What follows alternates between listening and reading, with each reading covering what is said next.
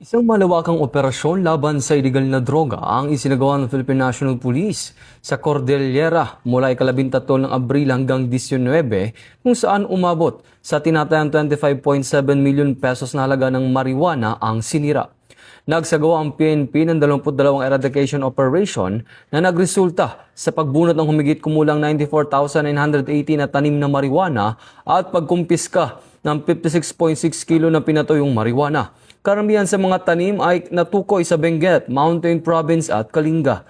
Pinakamaraming operasyon ang isinagawa sa Benguet na nagresulta sa pagkasira ng 14,418 na tanim na marijuana na nagkakahalaga na 9.68 million pesos. Sa Mountain Province naman, umabot sa 60,000 na marijuana plants na nagkakahalaga ng 12 million ang sinira, habang 20,500 na halaman ng marijuana na nagkakahalaga ng 4.1 million pesos ang natanggal.